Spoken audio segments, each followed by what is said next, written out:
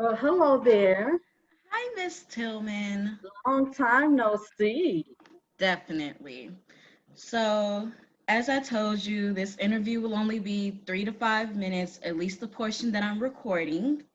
So, I would like to get started by giving you a little introduction and explaining Okay. who you are. So, I met Miss Tillman around the time I was in the 6th grade and then again in the 8th grade. She is one of the sole reasons why I wanted to teach math so bad. And here we are today. I'm a senior at Jackson State University, and I will be being licensed by the end of 2021. Okay.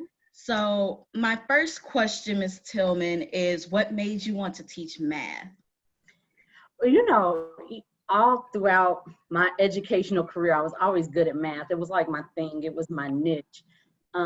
So when I finally decided to go into education, even though my background is elementary education, so in elementary I'm licensed for all subjects. Then I got the middle school math endorsement, and now I'm licensed to teach high school math as well. And so I always knew that I would end up teaching math. I really never had an interest in teaching any other content, although I have. But math is kind of my niche, so I feel like students get the best from me because that's my area of strength, and it's an area that I really enjoy. Like, I like math. How long have you been teaching for? This is year 15. Oh, Year congrats. 15, yes. What school did you go to for licensure? Calumet College of St. Joseph in Whiting, Indiana. Okay. Okay, so the class that this is for is advanced multimedia in schools. So how do you think that you have adapted to using technology in your own classrooms? Due to the current circumstances, it is very interesting. Right now, I teach for Gwinnett County Public Schools. And so right now, 8th grade is still virtual, 100% virtual. So it has been an adaptation. It's been very interesting um, to have to take face-to-face instruction, which I have down to a science, and switch everything into a virtual platform. But I think after, let's see, we've been in school 3 weeks now, and I really think I found my niche with it. Shout out to Desmos, because it is a very nice platform to teach from in a virtual setting, even though we have our own digital platform. So we have what we call eClass. It's kind of like Blackboard in college. Mhm. Um, but as far as math and like really seeing that real time, like in Desmos, you get real time um, interaction with the kids. So we do our live sessions, and then we're in Desmos together. So it's and now Desmos has updated where you can actually give them real time feedback on whatever they're doing. So it has, I think I found my niche, and it's definitely now, we're all into a routine, me and the students, where they know exactly what to expect. And I like seeing that real time, interaction with them in that platform. So it's been interesting. Okay, okay. So I do remember that you were like one of the first teachers that I seen use a smart board.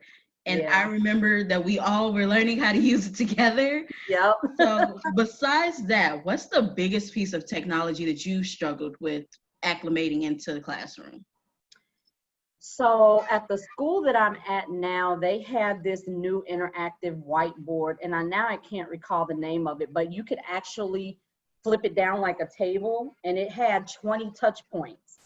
That's cool. And or it could be and they had it like on wheels, so that if you needed to lay it down, you could lay it down, or it could be sit straight up like a smart board. But I didn't find it user friendly, though. Only when I could lay it down like a table and use it with the kids with those 20 touch points.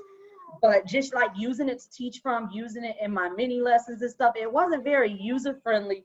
So I didn't really end up mastering how to use it, which was disappointing because it was a very nice piece of technology. It really was, Mhm. but it just wasn't very user friendly. Okay, and one last question. Where do you think that we're going with technology in education? After this pandemic, I don't think education will ever look the same. I think that what we're doing now will carry forward, even in face-to-face instruction, I think that there will be a lot more technology implementation in day-to-day face-to-face instruction. I really think that what has happened is going to completely change the way we teach and learn.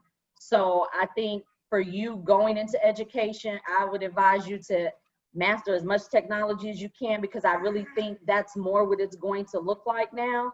I don't think all the papers and that, I don't really think that's going to come into play nearly as much now that people are mastering how to use all these different virtual platforms, and Google Classroom and all of that. I really think education is going to look completely different from here on out. Well, I would like to thank you for your time, and that would conclude our interview. Thank you.